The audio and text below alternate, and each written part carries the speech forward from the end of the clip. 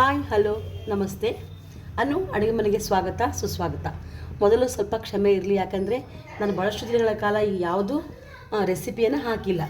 ಹಾಗಾಗಿ ನನಗೆ ಟೈಮ್ ಸಿಕ್ಕಿರಲಿಲ್ಲ, ಟೆಸ್ಟು ಎಕ್ಸಾಮ್ಸ್ ಇದ್ವು. ಹಾಗಾಗಿ ನನಗೇನೂ ಮಾಡೋಕ್ಕಾಗಲಿಲ್ಲ, ಕ್ಷಮೆ ಇರಲಿ.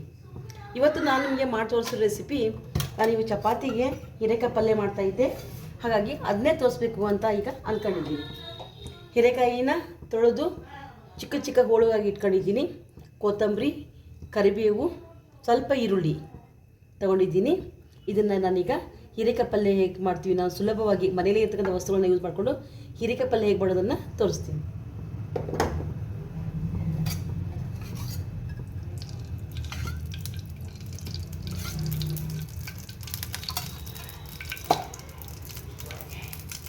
ಒಗ್ಗರಣೆಗೆ ಸಾಸಿವೆ, ಜೀರಿಗೆ,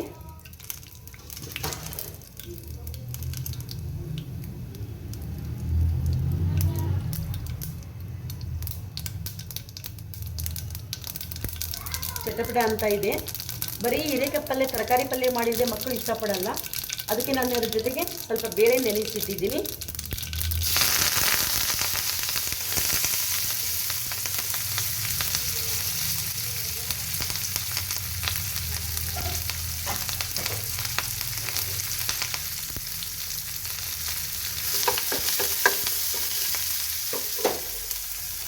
ಕೊತ್ತಂಬರಿ ರುಚಿ ಹಾಕ್ತೀನಿ.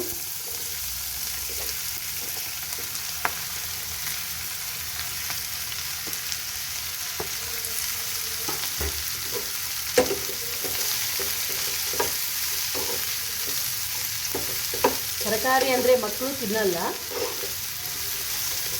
ಅದಕ್ಕೋಸ್ಕರ ನಾವು ಅದ್ರ ಜೊತೆಗೆ ಸ್ವಲ್ಪ ಬೇಳೆ, ಕಡಲೆಬೇಳೆ ಹಾಕಿ ಮಾಡಿದ್ವಿ ಅಂತಂದರೆ ಬೇಳೆ ಬಾಯಲ್ಲಿ ಬರ್ತಾ ಇರುತ್ತಲ್ಲ, ಅವಾಗ ಮಕ್ಕಳು ತಿಂತಾರೆ, ಇಷ್ಟಪಟ್ಟು ತಿಂತಾರೆ.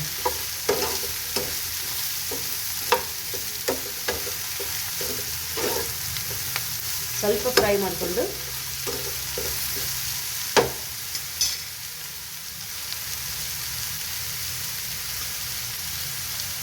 ಇದಕ್ಕೆ ಅರಿಶಿನ,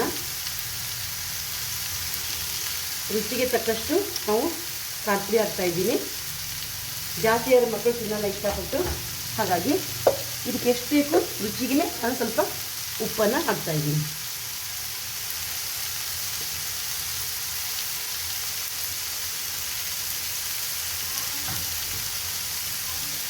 ಸ್ವಲ್ಪ ಮಸಾಲೆ ಪೌಡ್ರ್ ಹಾಕ್ತೀನಿ. ಇದು ನಾನು ಮನೆಯಲ್ಲಿನೇ ಪೌಡ್ರನ್ನು ಇಟ್ಕೊಂಡಿದ್ದೀನಿ.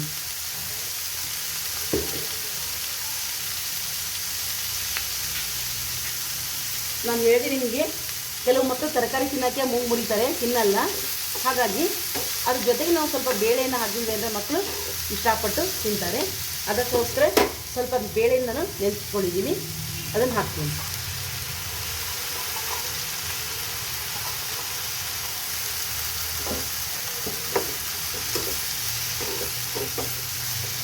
ಬಾಯಲ್ಲಿ ಸ್ವಲ್ಪ ಬೇಳೆ ಬಂತು ಅಂದರೆ ಅವ್ರಿಗೆ ಖುಷಿಯಾಗುತ್ತೆ, ಹಾಗಾಗಿ ತಿಂತಾರೆ. ಈ ರೀತಿಯಾಗಿ ನಾವು ಮಕ್ಕಳಿಗೆ ನಾವು ತರಕಾರಿಯನ್ನು ಕೂಡ ಮಕ್ಕಳಿಗೆ ತಿನ್ನಿಸ್ಬೋದು.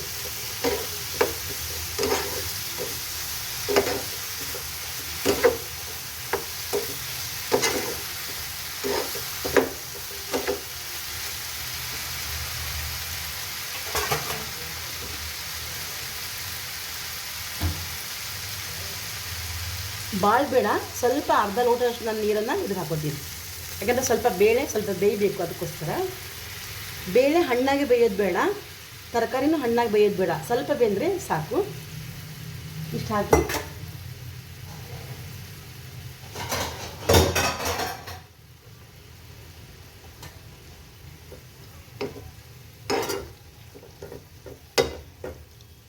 ಮೇಲೆ ಮುಚ್ಚಿಡ್ತೀನಿ. ಇದು ಸ್ವಲ್ಪ ಒಂದು 10 ನಿಮಿಷ ಬೇಯಲಿ. ಇದು ಒಂದು ಮೀಡಿಯಮ್ ಉರಿಯಲ್ಲಿ ಇಡ್ತೀನಿ. ಈ ರೀತಿ ನಾವು ಹೀರೆಕಾಯಿ ಪಲ್ಯ ಮಾಡಿದ್ವಿ ಅಂದರೆ ಬರೀ ತರಕಾರಿ ಮಾಡೋದ್ರಿಂದ ಮಕ್ಕಳು ತಿನ್ನಲ್ಲ. ಜೊತೆಗೆ ಬೇಳೆಯನ್ನು ಹಾಕಿ ಮಾಡಿದ್ವಿ ಅಂತಂದರೆ ಪಲ್ಯಗಳು ಕೂಡ ಚೆನ್ನಾಗಿರ್ತವೆ. ಚಪಾತಿ, ರೊಟ್ಟಿ ಕೂಡ, ಬರೀ ಅನ್ನಕ್ಕೆ ಕೂಡ ನಾವು ಇದನ್ನ ಯೂಸ್ ಮಾಡ್ಕೋಬೋದು. ಮಕ್ಕಳು ಖುಷಿಪಟ್ಟು ತಿಂತಾರೆ, ನಮ್ಗೆ ಕೂಡ ಟೇಸ್ಟ್ ಆಗಿರುತ್ತೆ.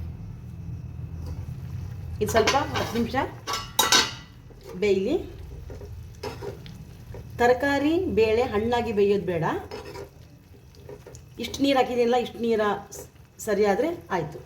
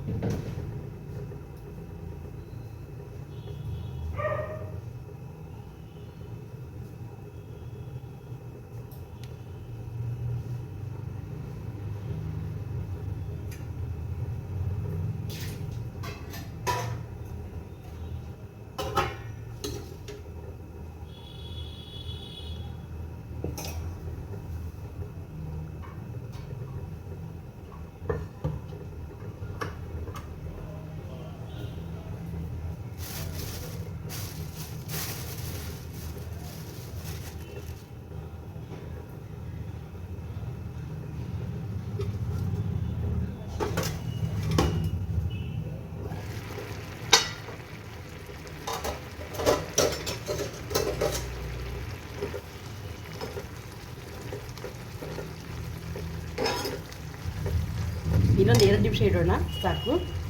ಕುದೀತಾ ಇದೆ, ಪಲ್ಯ ಕೂಡ ಕುದೀತಾ ಇದೆ.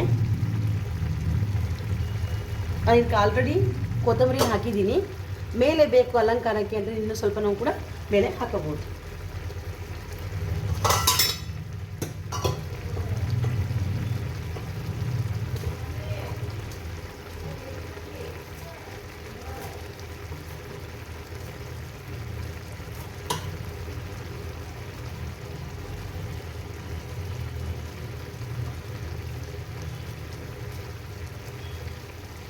ಕೆಲವರು ನಮ್ಮ ಕಡೆ ಎಲ್ಲ ಇದಕ್ಕೆ ಗುರಳ್ ಪೌಡ್ರ್ ಕೂಡ ಹಾಕ್ತಾರೆ. ಗುರಳ್ ಪೌಡರ್ ಹಾಕಿದರೆ ಇದು ನಮಗೆ ಸ್ಟೋರಲ್ಲಿ ಸಿಗುತ್ತೆ. ಗುರಳ್ ಅಂದರೆ ಸಿಗುತ್ತೆ. ಪೌಡ್ರ್ ಮಾಡಿಟ್ಕೊಂಡು ಎಲ್ಲ ಪಲ್ಯಗಳು ನಾವು ಯೂಸ್ ಮಾಡ್ತೀವಿ. ಅದನ್ನು ಕೂಡ ಇದನ್ನ ಹಾಕಿ ಮಾಡಿದರೆ ಭಾಳ ಟೇಸ್ಟಾಗಿರುತ್ತೆ.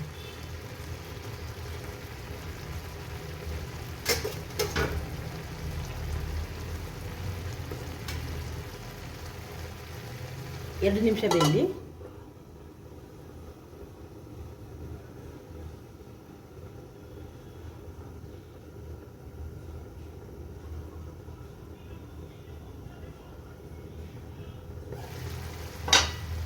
ನೋಡಿ ಎಷ್ಟು ಚೆನ್ನಾಗಿ ಬೆಂದು ಬಂದಿದೆ ಹೀರೆಕಾಯಿ ಪಲ್ಯ. ಈ ರೀತಿಯಾಗಿ ನಾವು ಮನೆಯಲ್ಲೇ ಇರೋ ವಸ್ತುಗಳನ್ನು ಯೂಸ್ ಮಾಡಿಕೊಂಡು ಹೀರೆಕಾಯಿ ಪಲ್ಯ ಮಾಡಿದ್ದೀನಿ. ಈ ರೆಸಿಪಿ ನಿಮಗೆ ಇಷ್ಟ ಆಗಿತ್ತು ಅಂದರೆ ಲೈಕ್ ಮಾಡಿರಿ, ಶೇರ್ ಮಾಡಿರಿ, ಸಬ್ಸ್ಕ್ರೈಬ್ ಆಗಿ. ನಿಮ್ಮ ಸಬ್ಸ್ಕ್ರೈಬೇ, ನಿಮ್ಮ ಲೈಕೆ ನನಗೆ ಮೋಟಿವ್ ಇದ್ದಾಗೆ. ಹಾಗಾಗಿ ಪ್ಲೀಸ್ ಸಬ್ಸ್ಕ್ರೈಬ್ ಆಗಿ, ಲೈಕ್ ಮಾಡಿ. Thank you.